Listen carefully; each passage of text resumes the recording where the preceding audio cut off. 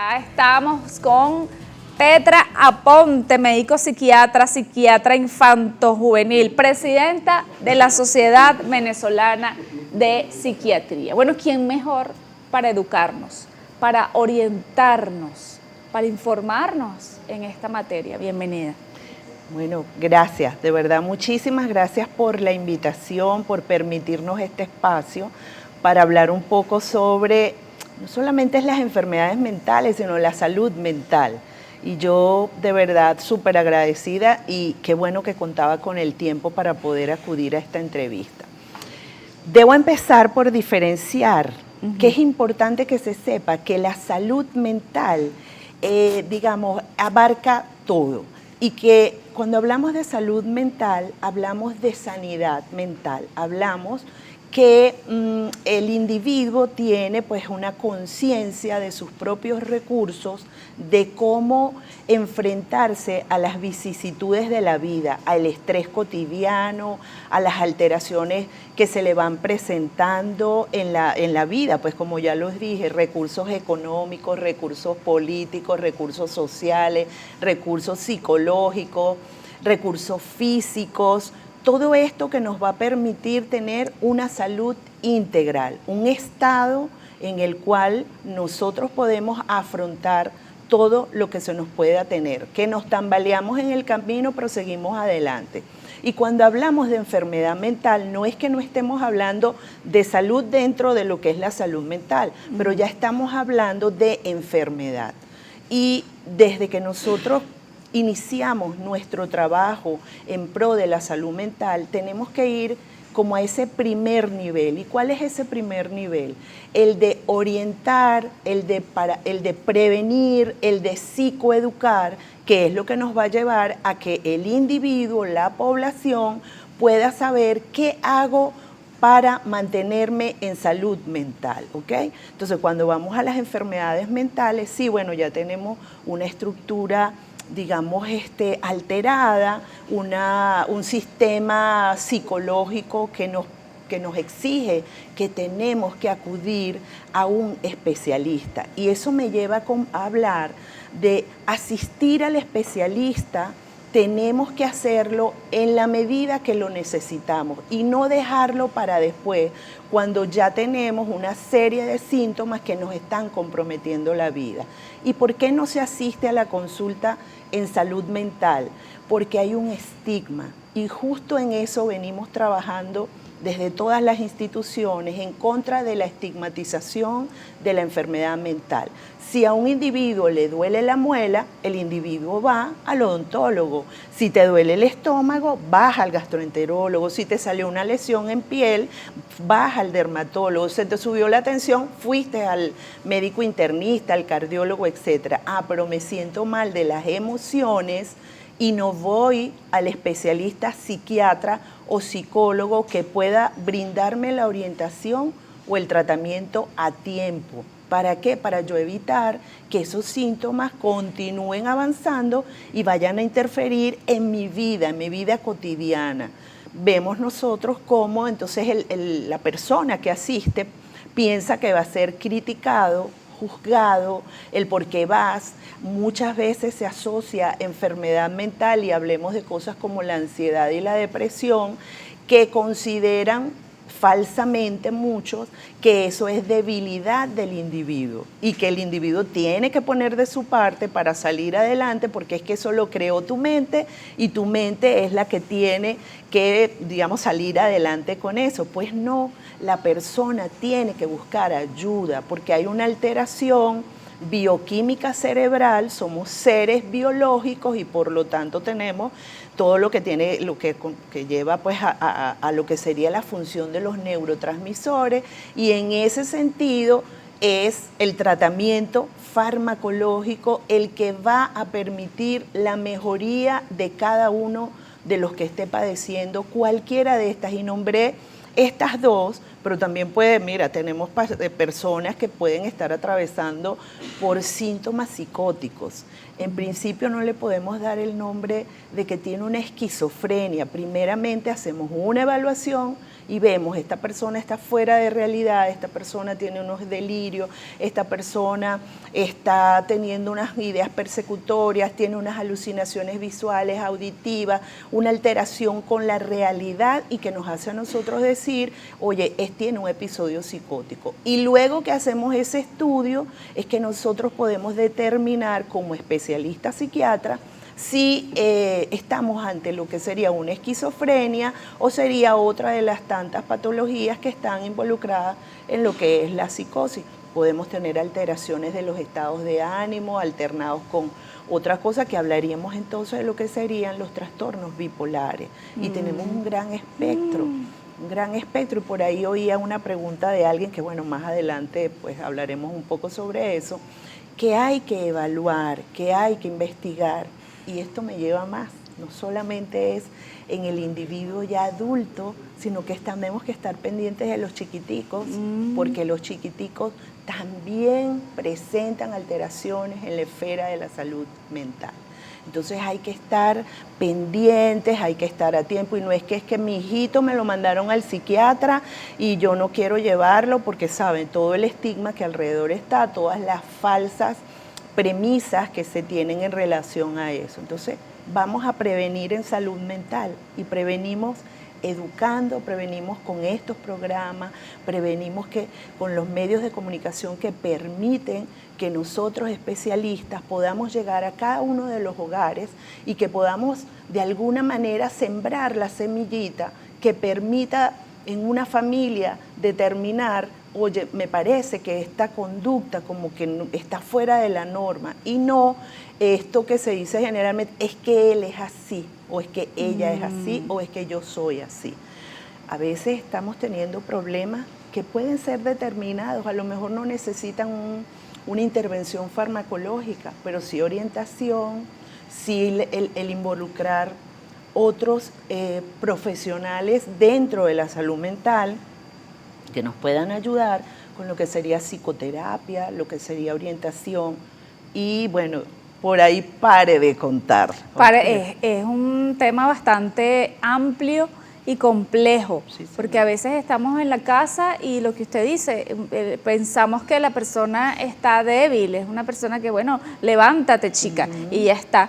Y resulta que es más complicado entenderlo, sí, porque, bueno, eso pasa porque no lo entiendes, porque no lo sabes. Ahora, ¿cómo identificarlo? Vamos a hablar de vamos a definirlas. Está la depresión. ¿Qué es la depresión? La depresión es una alteración del estado emocional donde el individuo, partiendo desde su base de funcionamiento emocional, empieza a tener tristeza, una tristeza profunda. No es lo mismo estar triste que estar deprimido. Generalmente uno oye a las personas que dicen estoy deprimidísimo y está triste porque ocurrió algo que, bueno, que por lo que hay que entristecerse.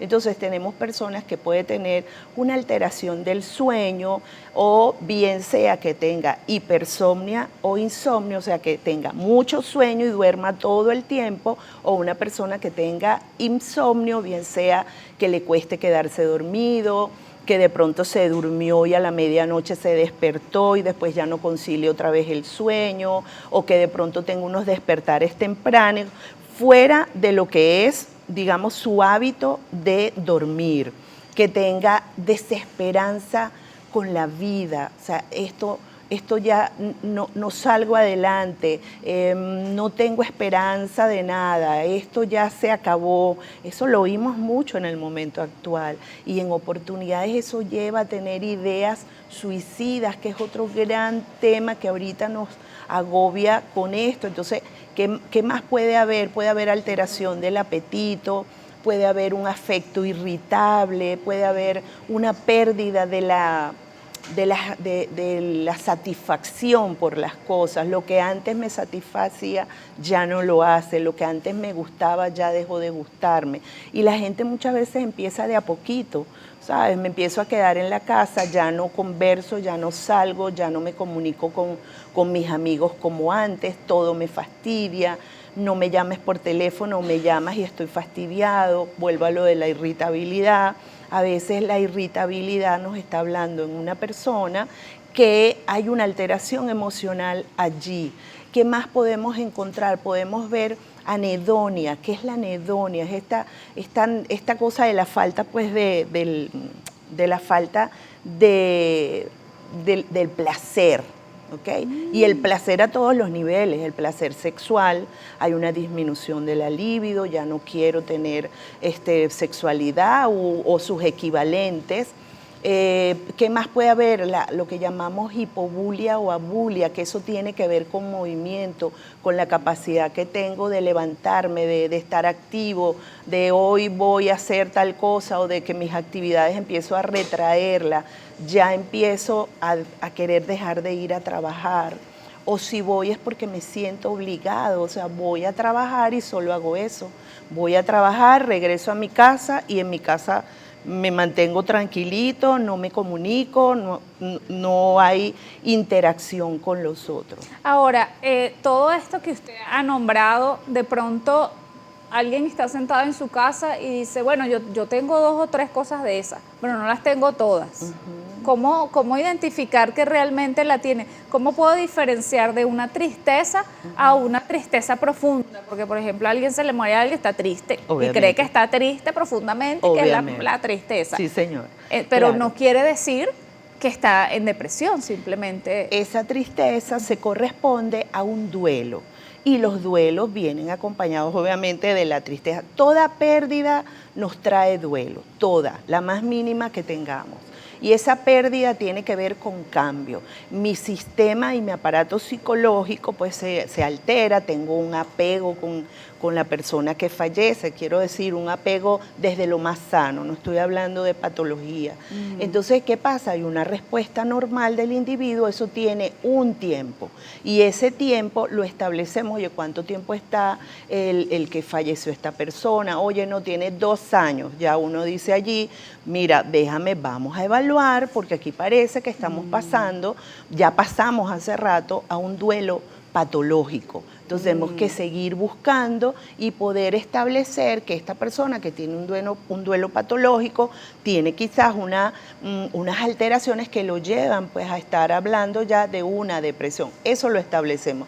¿Cómo sabemos nosotros que alguien tiene una depresión? Cuando presenta estas características, pero tiene que estar presente lo que sería la anedonia, la hipobulia, el estado de tristeza patológico, que es bastante fuerte. Vamos a repetir esos conceptos, doctora. Ah, verdad, disculpa. Para el que se está levantando tiene que ahorita. estar presente. O sea, cuando vamos a hacer un diagnóstico de depresión, vemos todo esto que ya te conversé, pero tiene que estar presente lo que sería la falta de placer por las cosas, la falta de placer por lo que en el día a día vivo, por lo que siempre me gustaba y ya no lo quiero hacer, o lo hago y no siento ese placer que siempre sentía, esta falta de energía para hacer las cosas, esta falta de motivación para hacer las cosas. Los trastornos del sueño, o mejor dicho, la alteración del sueño puede estar, pero también está presente en otras. Pero estas dos, sumadas a la irritabilidad, los problemas del sueño, problemas del apetito, van a hablarnos y la presencia de esto, por lo menos durante 2 semanas, que estos estén presentes todos los días, en diferentes horas del día, o todo el día, presentes todo el día durante como mínimo 2 semanas. Y si le va y le viene, por ejemplo, gente que dice que no se emociona con nada, por lo menos un día está así y ya al siguiente día no estás así. Bueno, ya ahí uno explora otros aspectos. A veces hay problemas dentro de lo que son los problemas de personalidad. Y en la personalidad también nosotros podemos encontrar personas que no se satisfacen con nada, que les cuesta muchísimo alcanzar esa satisfacción, ese placer. Hay otros elementos, no lo va a definir eso nada más.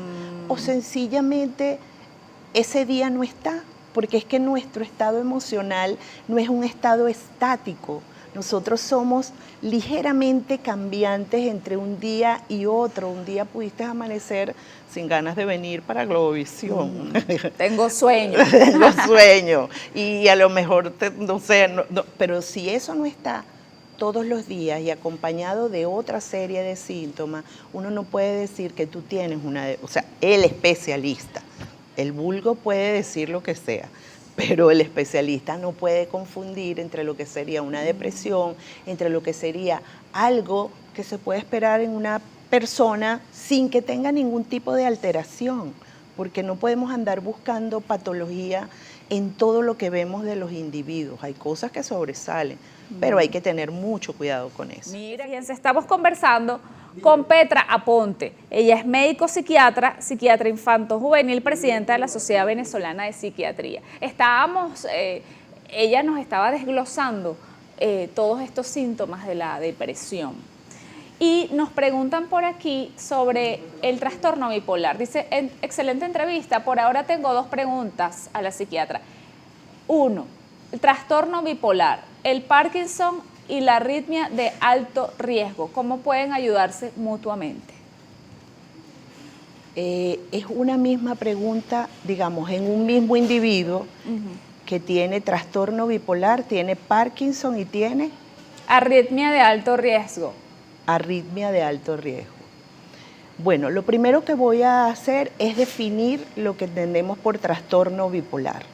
El trastorno bipolar es una enfermedad de las emociones, es una alteración de las emociones donde una persona presenta episodios de depresión con todas las características que vimos. La depresión bipolar es diferente a la depresión monopolar, que era más o menos lo que hablábamos en el otro segmento. ¿Okay? O sea, la monopolar tiene que ver con la depresión. Lo que quiero decir es que tenemos una depresión que se da solita, que no tiene unos ciclos como en la depresión bipolar. La depresión bipolar, o mejor dicho, el trastorno bipolar, se caracteriza por una alteración en sus emociones donde existen episodios de depresión alternados con episodios de manía intensa.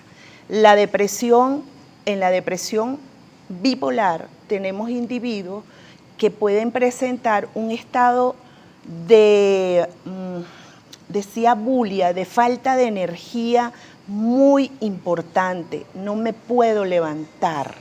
Tenemos una hipersomnia, más que insomnio hay hipersomnia en estos pacientes.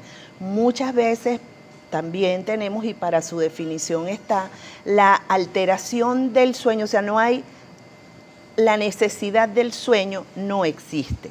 O sea, sencillamente puedo pasar activo toda la noche porque sencillamente no me canso, no tengo esa alteración pues de decir necesito dormir. ¿Ok? Tenemos en estas personas un estado de profunda tristeza, desesperanza, donde nada me causa placer. Allí todos estos elementos se dan muy profundamente. Y alternados con lo que serían manías o hipomanía. Manía es un estado emocional como de exaltación, puede ser de mucha alegría, pero también puede ser de irritabilidad o de rabia. Eso sería en un máximo, digamos, potencial. O puede estar acompañada de episodios de hipomanía, que serían estos descritos anteriormente, pero en un nivel más bajo. Eso lo podemos determinar el especialista. No todos pues requieren en esos estados a lo mejor de ser hospitalizados, algunos sí, otros no. Ahora, una persona que presenta un trastorno, digamos un trastorno bipolar, y esta persona a lo largo de la vida, ya en sus años más maduros, presenta Parkinson, o sea, digamos, una enfermedad neurológica que tiene sus particularidades y además tiene este trastorno bipolar, pero además me dice que tiene una arritmia súper comprometida. Eso es un paciente con el que tenemos que tener mucho cuidado al momento de medicar.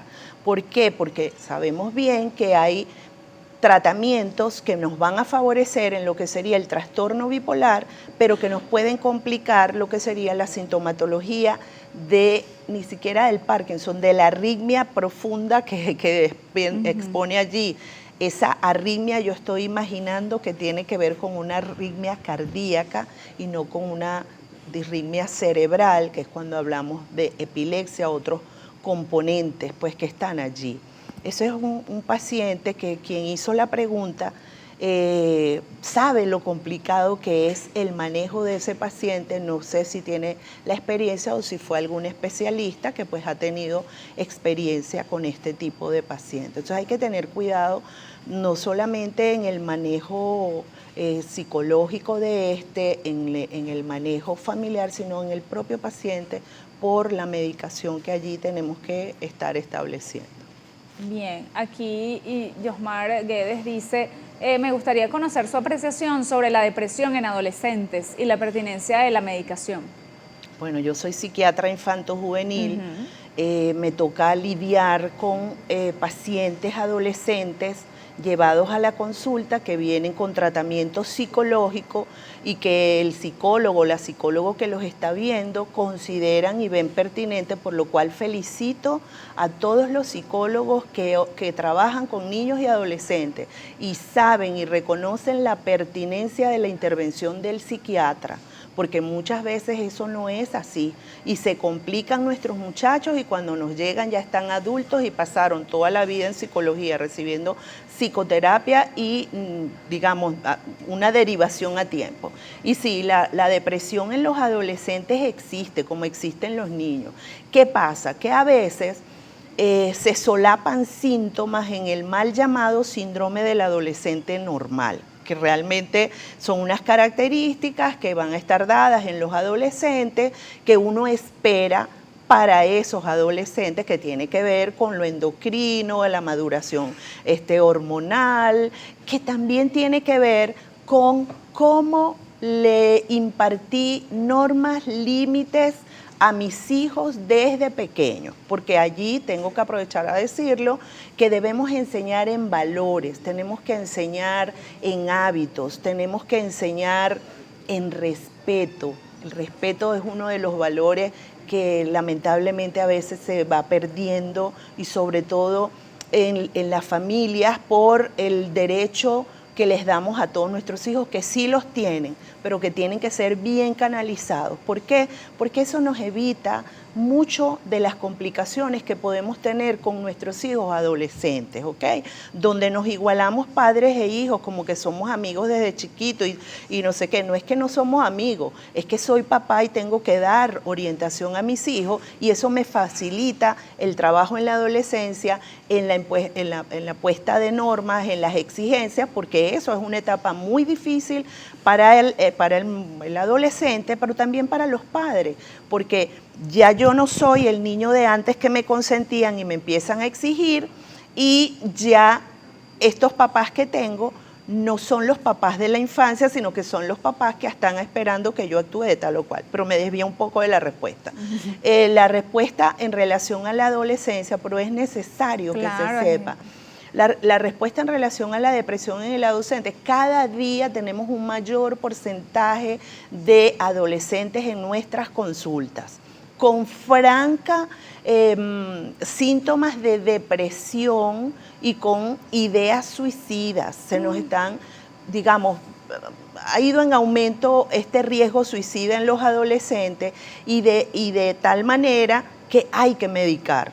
Y hay que medicar, porque es que si no medicas, ese sistema no va a encontrar un freno. Precisamente el adolescente tiene toda esta etapa, toda esta situación de impulsividad y todo esto a flor de piel, y a veces pueden actuar de manera impulsiva y se les puede ir la mano y podemos estar teniendo entonces a veces suicidio por frustración, por intolerancia a la frustración, por el mismo hecho de la necesidad de tener suplido lo que quiero con la inmediatez que lo estoy pidiendo, y todas esas cosas mezcladas con estos síntomas, porque los hay, estos síntomas depresivos en un adolescente, ojo, y a veces los padres no saben, no se dan cuenta que sus hijos tienen una depresión, y que eso, cuando uno les habla y les dice, oye, tengo que medicarlo, es la cosa, porque entiendo, medicar a un niño o un adolescente no es fácil,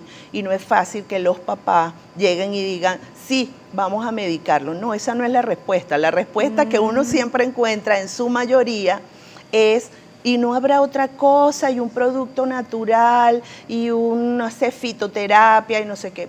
Pues no, hay que trabajar con la farmacología y hay que poner el tratamiento, y dependiendo de los síntomas que tiene, los síntomas, el tiempo, la profundidad, depende de eso, el tiempo que vamos a indicar de tratamiento. Generalmente la pregunta es, ¿y cuánto tiempo debo darle esto? La respuesta es el tiempo que es necesario. Por supuesto, en esa primera consulta, como se lo digo a los alumnos del posgrado, yo les digo, hay que psicoeducar desde la primera consulta. Porque que esa familia, que esos papás, que ese paciente, si no vuelve, ya por lo menos lleva sabiendo que mira, tengo esto, necesito esto, y el tiempo no es cuando mejoren mis síntomas, no, porque mejoraron tus síntomas, pero de ahí en adelante tenemos que contar un tiempo para que esa emocionalidad, esos neurotransmisores, esa medicación pueda sentar las bases que permitan que no se vuelva a repetir esta depresión, o por lo menos esa es la aspiración que se tiene, ¿no? Y así mismo con el adulto, o sea, saber cuál es la depresión que tiene, cuánto tiempo le voy a dar de tratamiento, así que no es como a veces uno ve récipes que dicen sertralina, por poner el ejemplo que alguien colocó por allí. Tomarla durante 2 meses, no, así no es. Sertralina, al mejorar, suspéndalo, no, así no es, ¿ok? Porque para eso existen unos protocolos de tratamiento, los cuales tenemos que respetar, y no es porque exista y me lo diga que es así, no, es porque te tienes que ubicar en el paciente. Vamos de inmediato con las preguntas de ustedes que han dejado en la cajita. ¿La demencia senil y el Alzheimer son hereditarios? Allí tengo que hacer una aclaratoria. La demencia es una enfermedad, digamos, una enfermedad por donde la pongas, neurodegenerativa, que va a dar unos síntomas, que produce alteraciones cognitivas en el individuo, que puede ser de origen vascular, puede ser tipo Alzheimer, puede ser por alguna lesión cerebral, etcétera, etcétera, etcétera. Demencias por Parkinson, demencias de Pick, demencias de Lewy, o sea, hay un gran número. Y senilidad, que se dice demencia senil. Si ya dije por un lado que demencia es una enfermedad, senil viene de envejecer, viene de senilidad, de senectuc, nos habla de un proceso normal para el que todos vamos y ojalá lleguemos, ¿no? En ese proceso normal del individuo. Entonces, decir demencia senil no es apropiado, ¿ok? Porque estamos hablando, oye, no, porque a veces dicen, es que tiene unos síntomas, sí, tú sabes, tiene demencia senil. Y muchas veces eso que se está confundiendo con esa demencia senil es lo que es Alzheimer. La demencia tipo Alzheimer tiene sus características particulares, sí, el individuo puede empezar a perder, hay una pérdida de la memoria, hay otras situaciones que se van dando allí, a veces el individuo se da cuenta de lo que está pasando con él en relación a esas pérdidas de sus capacidades cognitivas, y bueno, y eso va a tener. Ahora, que si es hereditario, hay una predisposición genética como existe con cualquier otra de las enfermedades, que hay predisposición genética. ¿Y qué hacemos? Cuando evaluamos a alguien que tiene una demencia tipo Alzheimer, tenemos sus familiares, hacemos reunión con ellos y podemos sugerir, mira, vamos a hacer una evaluación en la familia, por lo menos esto lo hacíamos en la unidad de neuropsicología que hicimos, que fundamos en el Hospital Militar, en conjunto con la licenciada, hoy día doctora en neurociencias, Olivia Goncalves, hacíamos todo este abordaje y con los familiares. Entonces hay una predisposición genética.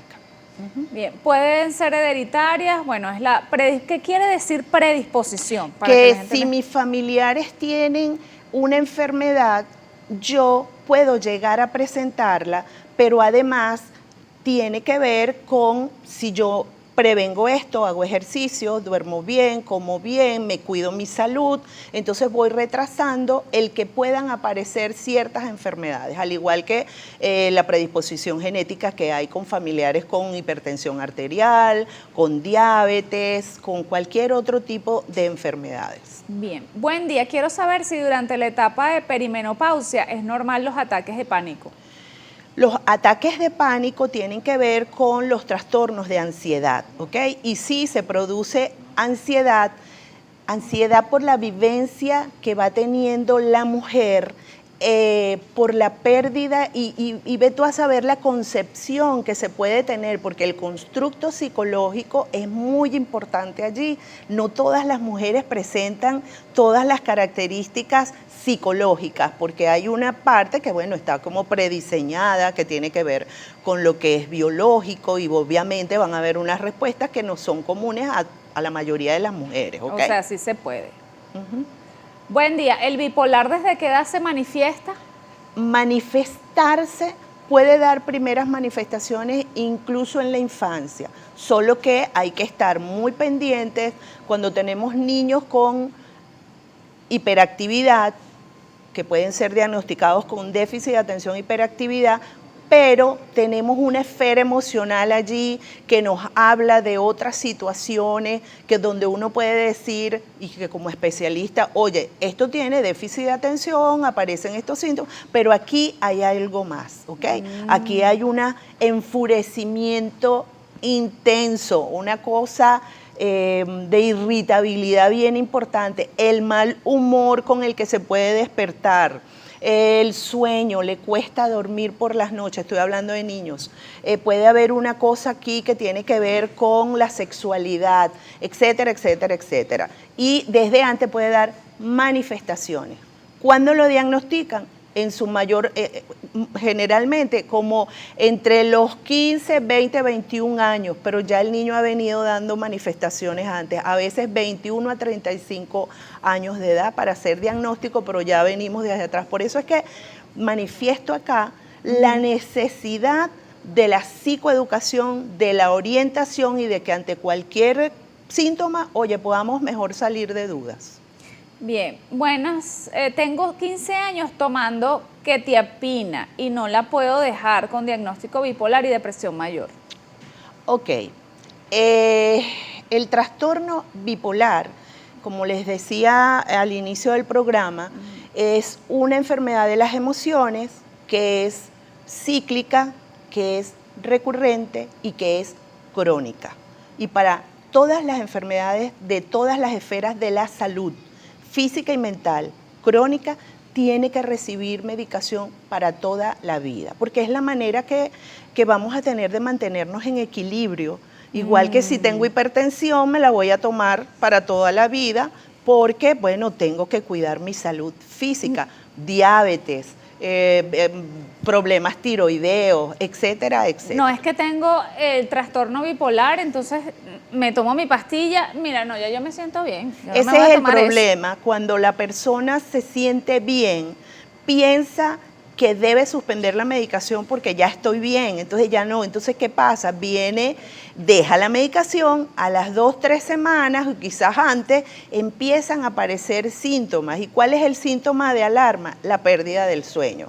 ¿Cuál puede ser el síntoma de la? Estoy más echador de broma que de costumbre, estoy más dicharachero. Y si esta persona que tiene una depresión mayor, bueno, puede entonces empezar a ver gris, aquella vida de colores que podía estar viendo, se van presentando síntomas, no le voy haciendo caso y cuando ya estoy en un episodio, corran conmigo para una emergencia y con la gran desventaja que tenemos que no contamos con hospitalizaciones en nuestro país.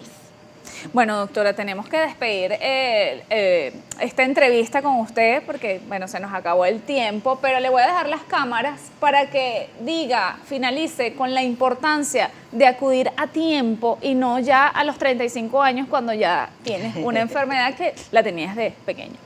Bueno, pero si a los 35 años es que se dio cuenta y tal, puede acudir, tampoco nunca es tarde, ¿ok? Pero lo que sí manifiesto es el hecho de estar siempre atentos a nuestra salud mental, siempre atentos a la salud mental, como lo estamos con la salud odontológica, como lo estamos con cualquier área de nuestra salud física, ¿ok? Bueno, estamos a la orden por la Sociedad Venezolana de Psiquiatría y muchísimas gracias por habernos permitido este espacio y a mi persona como representante pues de la Sociedad Venezolana de Psiquiatría. Gracias.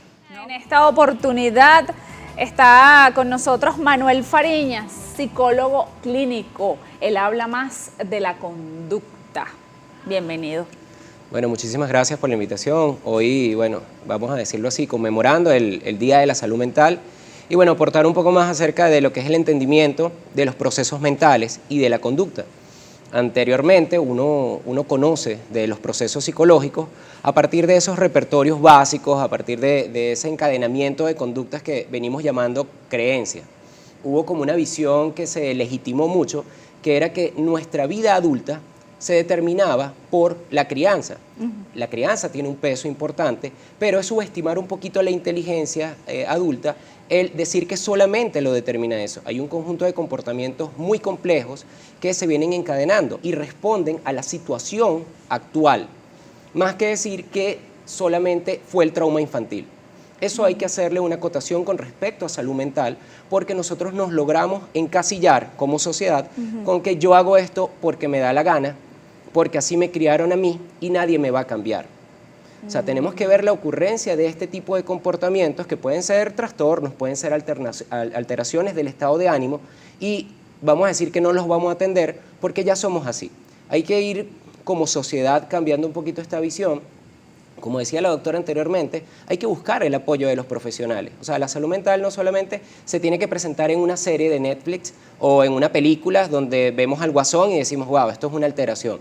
O una serie de un asesino serial y decimos, bueno, qué preocupante. No, podemos cualquiera de nosotros sufrir de cualquier alteración sin patologizar, porque a veces me dice Manuel, se patologiza mucho a la sociedad. Yo le digo, no, hay alteraciones que nos llevan, como veo yo y evidencio normalmente en consulta, muchos comportamientos inadecuados. Desde la misma habla, cuando nos referimos a un familiar, a uno de nuestros hijos o a un compañero de trabajo, de forma alterada, de forma irritable. Y tendemos a normalizar eso. Detrás de eso no patologizo, pero digo, hay un conjunto de comportamientos inadecuados, desadaptativos, que son conductas, son observables, son medibles, pero le tendemos a dar la visión de que eso es así y eso no va a cambiar. Hay que tener cuidado con ese tipo de explicaciones muy mentalistas, donde se logra un razonamiento circular. Bueno, lo que pasa es que eso es producto de una fuerza intrapsíquica, nos lo aparta del análisis, nos separa y nos hace ver como que eso no se puede acceder. Se accede a través de la modificación conductual, se accede a través de la reestructuración cognitiva, que es uno de los procedimientos que en clínica cognitivo-conductual se plantean. Sesgos cognitivos, falacias, reestructuración del pensamiento, que no es lavado cerebral. Ojo, que también entonces dicen, bueno, los psicólogos ¿de qué se encargan?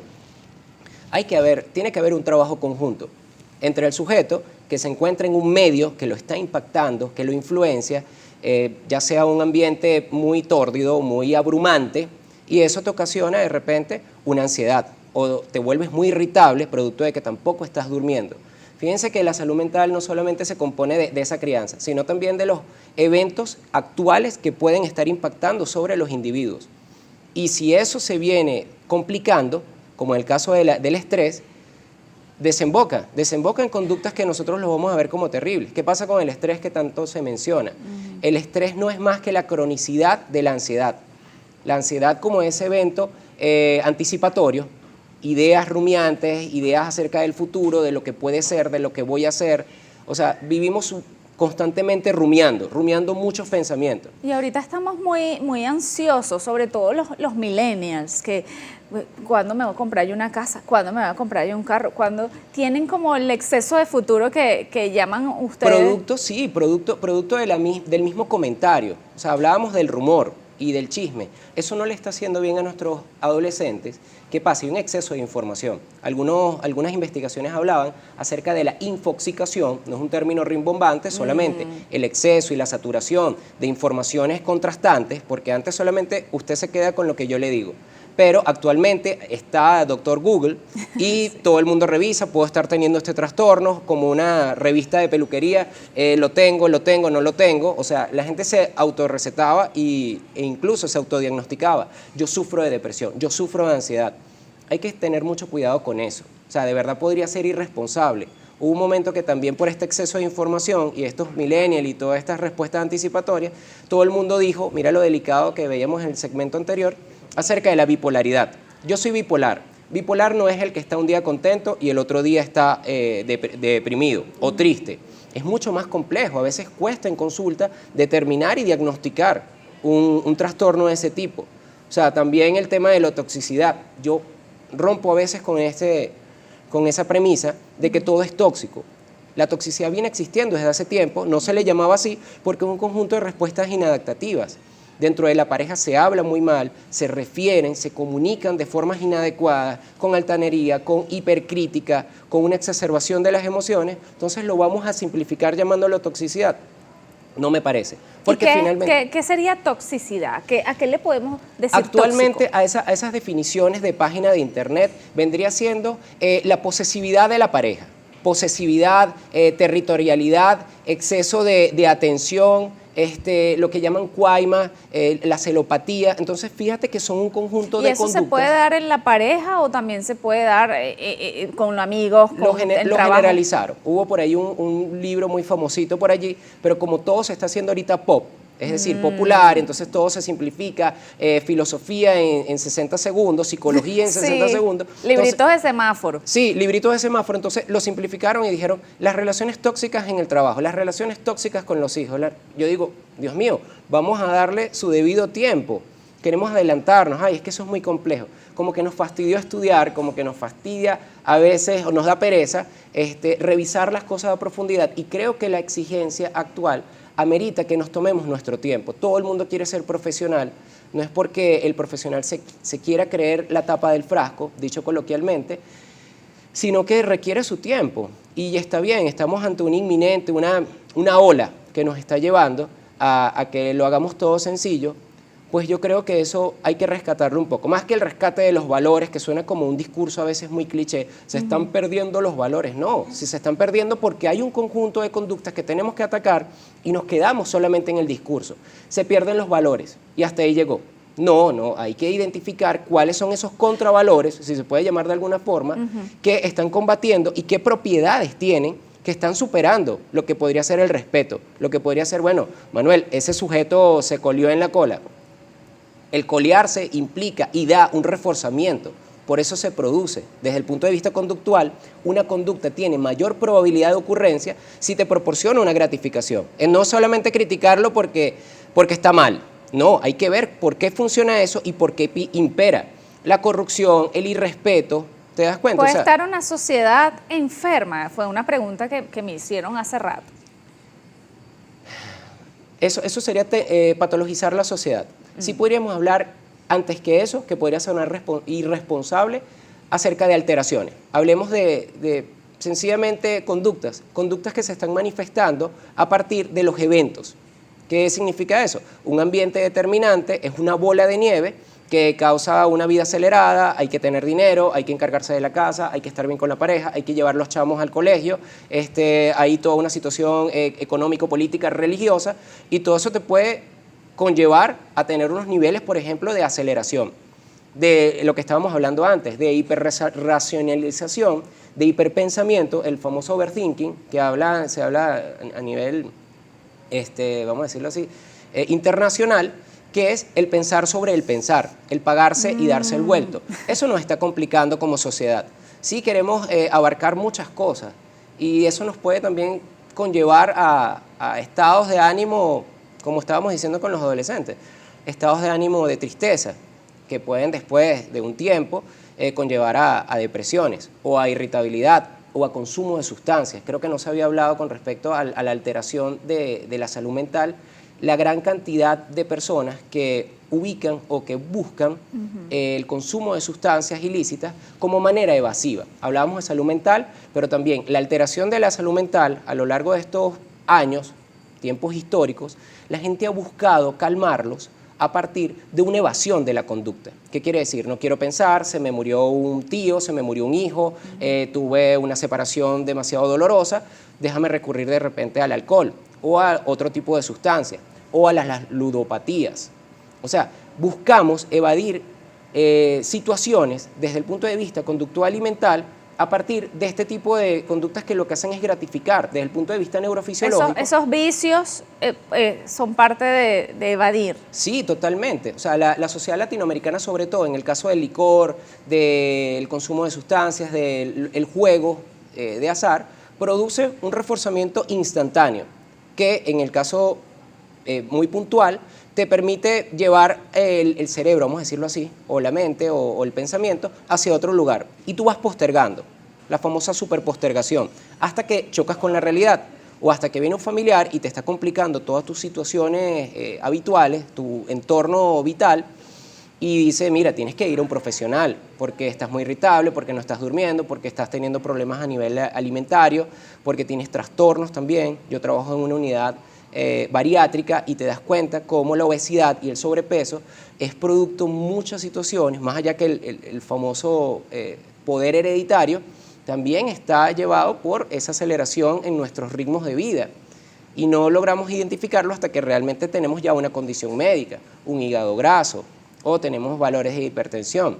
Ahí vemos la comorbilidad entre el trastorno mental, entre la alteración psicológica psiquiátrica y finalmente toda la parte corporal. O sea, veamos qué importancia tiene atender a tiempo esto. Nos puede llevar un consumo de sustancias, nos puede llevar una obesidad, nos puede llevar una hipertensión, un estilo de vida muy acelerado, o propiciárnoslo, o adelantar eso. Podemos modificar esa conducta. Totalmente, esa es la invitación, que la gente hoy en día se tiene mucha información, hay bastante investigación al respecto. Incluso cuando yo trato en consulta el mismo tema de hablar bien, eso es modificable. No podemos seguir impactando sobre las personas donde este es mi carácter y yo me voy a quedar así. Ese famoso yo tengo el carácter fuerte y punto, se tiene que combatir, porque resulta que a lo largo de mucho tiempo, tantas Semanas Santas, tantos carnavales, tantos diciembre, tanto tiempo que la gente ha podido tener para, mira, necesito modificar mi forma de hablar, estoy siendo muy enfático, estoy siendo muy hipercrítico con mi pareja, con mis empleados. Entonces la gente dice, bueno, yo me quedo así. No, eso es modificable, eso es cambiable. No es lo mismo decir, no me estás entendiendo, pareciera que no tuvieras capacidad mental, ¿verdad? A decir, disculpa, yo me voy a dar mejor a entender. Fíjate que son dos maneras que desde ahí se va abordando. Ahorita hay muchas cosas, por ejemplo, con el tema de la crianza respetuosa, para no ir sufriendo esos errores que cometieron nuestros abuelos, nuestros padres también, donde usted se calla o te voy a pegar. Estoy totalmente en contra de lastimar a los niños. O sea, que se legitimó el tema de que una buena cachetada a tiempo. No estoy de acuerdo para nada con eso. La estadística, las investigaciones nos respaldan con respecto a que yo soy así gracias a que a mí me dieron mis buenas nalgadas. Para nada, las mejores cosas de la vida no se aprenden con la violencia ni con la agresión. El resentimiento, toda la carga emocional que lo ve finalmente el especialista en consulta después a los 40, a los 50 años, te das cuenta, una persona totalmente lastimada que te dice, yo detesto a mi papá, o hay gente que trata de, para no negar su propia identidad, decir, no, yo lo valoro mucho, es que él fue correcto. No, señores, puede haber de base, en el caso de un niño, un déficit atencional o una hiperactividad que no fue tratada responsablemente y que tuviste que contenerla a partir de la agresión y el niño se contuvo. Claro que te va a responder. En apariencia dice, bueno, se detuvo, Manuel no siguió comiendo, no siguió tremendeando, pero los niños son exploratorios. Fíjense de dónde puede venir también las alteraciones de la salud mental. Desde un patrón condicionado constante, que hasta incluso en la adolescencia se siguió repitiendo. Y de adulto, lo que estamos haciendo es ir a lo que aprendimos. No es tanto el impacto de la crianza, sino un patrón que no se ha cambiado porque esa es mi forma de comportarme. Manuel Fariñas, psicólogo clínico, especialista en conducta. Él trata ansiedad, estrés. Estamos hablando, el bueno nos ha venido hablando de todo lo interesante de la conducta que se puede modificar. Se puede modificar. Aquí tenemos una pregunta. ¿La pérdida de la memoria podría ser ocasionada por el estrés? Más que por el estrés, por el conjunto de factores que estamos atendiendo. O sea, muchas veces la gente me dice, yo estoy sufriendo un Alzheimer temprano. Le digo, mira, antes que dar esa aseveración, nosotros tendríamos que ver cuánto es nuestra capacidad y cantidad de contenidos que estamos manejando. No es pérdida de memoria como tal. Podría ser que estamos distraídos, que hay un nivel de distractibilidad, tengo muchos procesos activos, tengo deudas, tengo que pagar esto, estoy viendo una serie, estoy leyendo un libro, tengo que trabajar, tengo problemas con mi familia. ¿Y eso qué nos va a ocasionar? Que no podamos ni siquiera codificar desde el punto de vista cognitivo. ¿Qué ocurre? Hay un tema que es el procesamiento de información. Es cómo nosotros llevamos a cabo el manejo de nuestras distintas tareas. ¿El trastorno esquizoafectivo es crónico o puede desaparecer en el tiempo? Me imagino que sí es crónico. Ajá. Bueno, dice, sí, puede ser. ¿El trastorno esquizoafectivo es crónico o puede ser? Sí, porque... Como rasgo puede ir y venir, pero en el caso que sea el trastorno como tal, habría que definirlo muy bien. En este caso, es una condición para toda la vida. Es tratable, por supuesto. O sea, es tratable, como se decía en el segmento anterior. Hay medicación, hay intervenciones, hay un tratamiento adecuado para, como estábamos diciendo en el segmento anterior, cuidar ese conjunto de conductas que nos haga estar más adaptados a nuestro entorno inmediato. ¿Pensar en cualquier circunstancia de manera negativa será algún problema que hay que trabajar? Por supuesto, hablamos de los sesgos cognitivos. Hay un evento dentro del pensamiento que es la catastrofización, que significa ver todo fatídico, innumerables noticias que llevan hacia el caos, hacia el apocalipsis, hacia el fin del mundo, y nosotros tener una visión porque nos lo tomamos como una creencia perenne, como que así van a ser las cosas, este mundo no sirve para nada, esto es terrible. Cuidado con esa exageración. Podría ser también un conjunto de pensamientos falaces. Eso se revisa porque van a haber argumentos totalmente cuestionables y contrabatibles, más que creerse una verdad absoluta. Hay que tener cuidado con la rigidez del pensamiento, porque nos podemos quedar con que todo es horrible y todo es espantoso. Tampoco el exceso de pensamiento positivo, que todos somos felices, que todo es bello. Tampoco tan felices. Tampoco, porque es irreal y se nos vendió ese tema de la felicidad y puede ser muy frustrante, como que tienes que ser feliz, el alcance de la felicidad. Cuidado con ese discurso, porque resulta que hay personas que te van a decir, yo con estar tranquilo tengo, Manuel. Y no eso tan frustrante de que va a haber una etapa súper continuada de felicidad. No, hay que aterrizar un poco. ¿El olvido inmediato es problema a una enfermedad mental? No tanto como una enfermedad mental, sino más bien puede deberse a un daño desde el punto de vista neurofisiológico del lóbulo temporal, que es el tema del hipocampo y toda esta parte estructural, o también puede ser que no se procesó lo suficiente. Dentro del ámbito cognitivo se habla de el tiempo que tiene que tener una información para codificarse. Puede ser un evento, puede ser un recuerdo de la memoria inmediata. Hay una memoria episódica, ¿verdad?, que es la del momento, por ejemplo, un número telefónico, 256, 3 algo, 3 algo. O puede ser una memoria procedimental, que significa una memoria de trabajo. Echa el café aquí, echa esto aquí, listo. Hay conductas, hay manifestaciones, hay recuerdos que son muy leves, pero depende de cuánto es el reforzamiento y cuánto es la práctica que se le dedique. Tengo un familiar con trastorno de bipolaridad, pero no sabemos cómo abordar en que se aplique tratamiento, porque ella no acepta que posee dicho trastorno.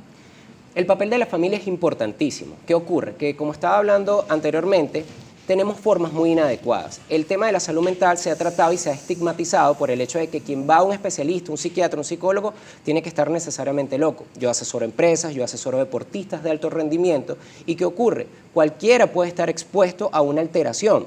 Si la familia estigmatiza e hipercritica, muy probablemente ese paciente no va a colaborar en su adherencia al tratamiento. ¿Qué significa? Qué tan comprometido se puede ver y verse en la necesidad de que necesita controlar sus estados de ánimo. Una bipolaridad es algo muy complejo, como decía, no es tan sencillo señalarlo.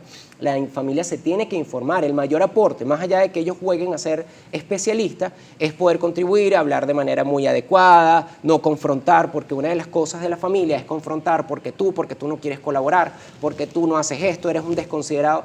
Dejar la función punitiva. ¿Qué significa esto? Tienen un paciente con un trastorno, tienen un paciente que se le sospecha algún tipo de alteración de los estados de ánimo y lo que se hace es atacar porque él entiende, porque para unas cosas es bueno, Manuel, pero para las otras cosas no, es un posible paciente, es un candidato. Hay que tratarlo con mucha cortesía, como el paciente anteriormente que veíamos los años pasados de COVID, hay que tratarlo con amabilidad. No puede ser con que tú entiendes, es que tú no pones de tu parte.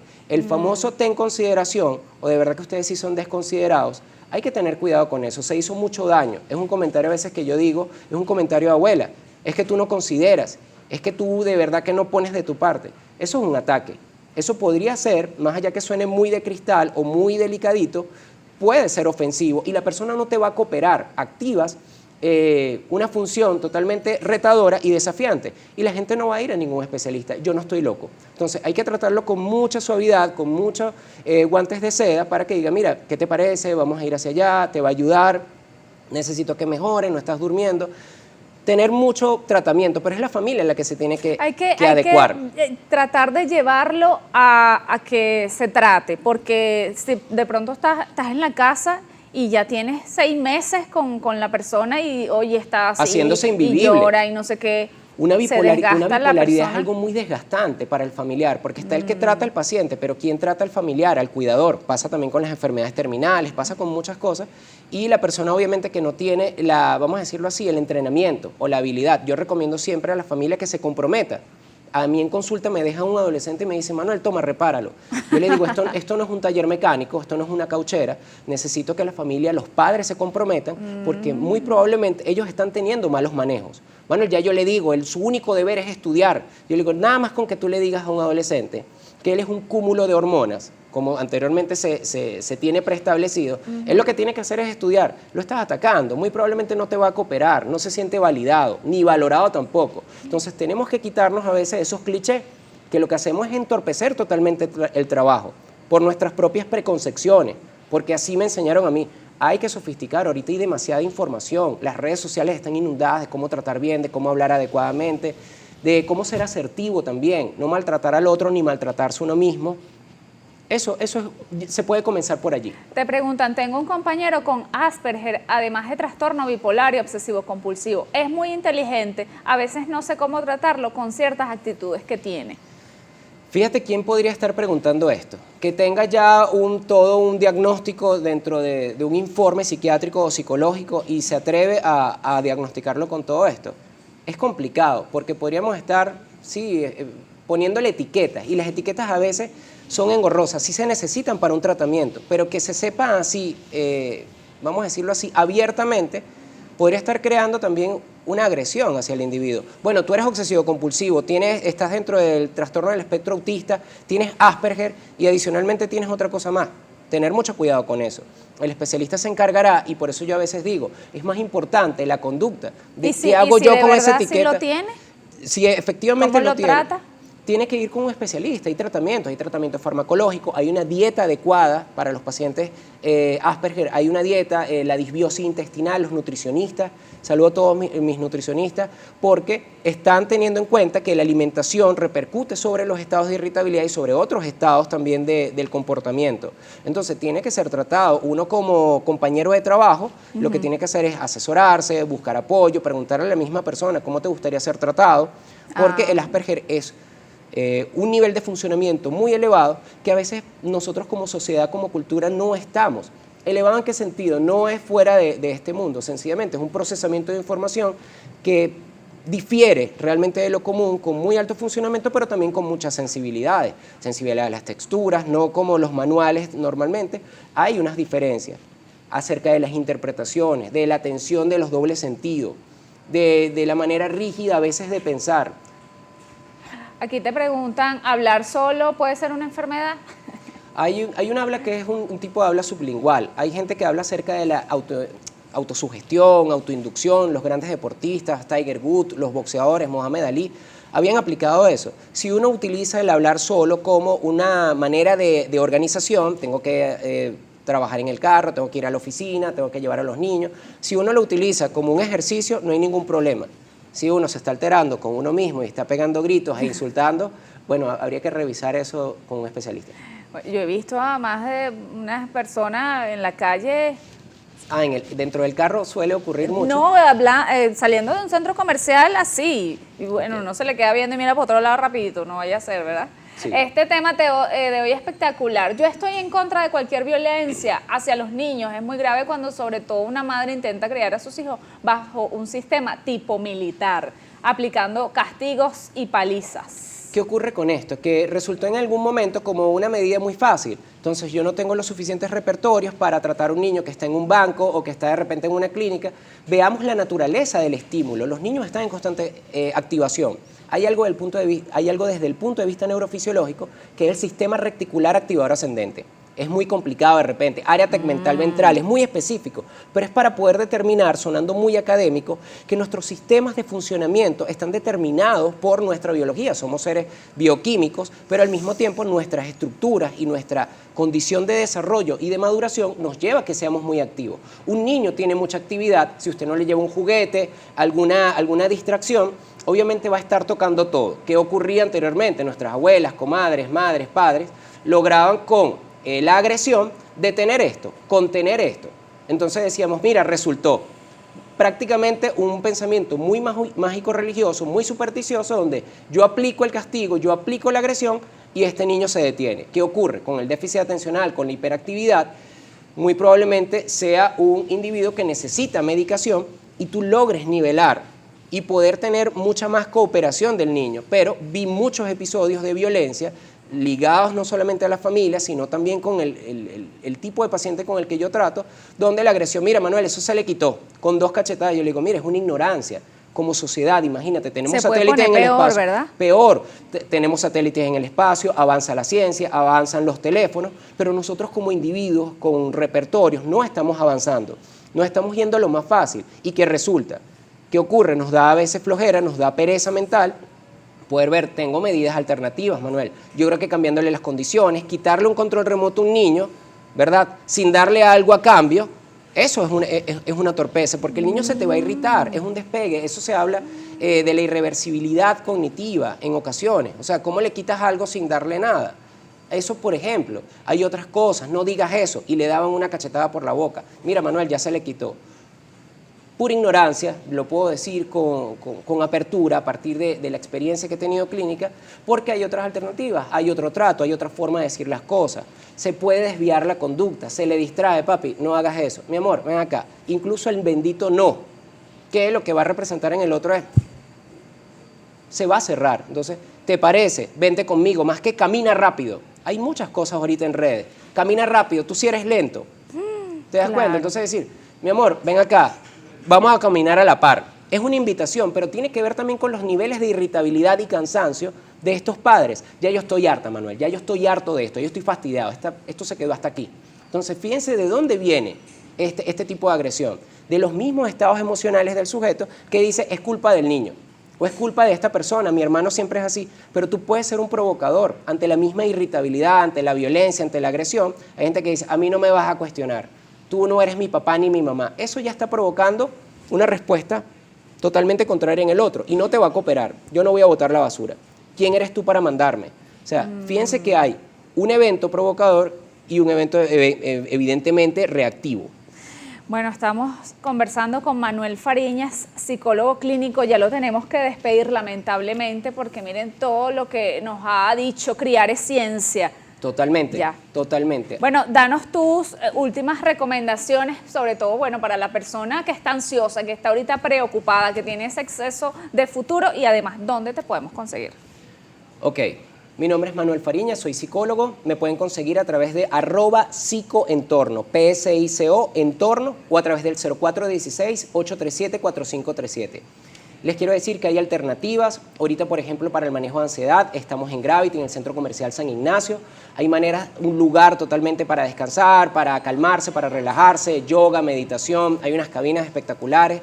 También está la atención psiquiátrica y psicológica para nosotros poder drenar a veces todo ese combate del día a día que lo tratamos de reportar de repente tomándonos unas copas con unos amigos o cargando a los familiares. No. Hay que buscar a los especialistas, es mi recomendación. Ahorita hay mucha información, por favor, revisar, estudiar, corroborar informaciones y no dejarse llevar solamente por lo primero que nos pueda parecer más atractivo. Buscar las alternativas. Hay mucho que leer, hay mucho que estudiar y bueno, venimos hacia tiempos cambiantes y yo tengo mucha esperanza en que vamos a modificar muchas cosas que anteriormente no estaban bien hechas.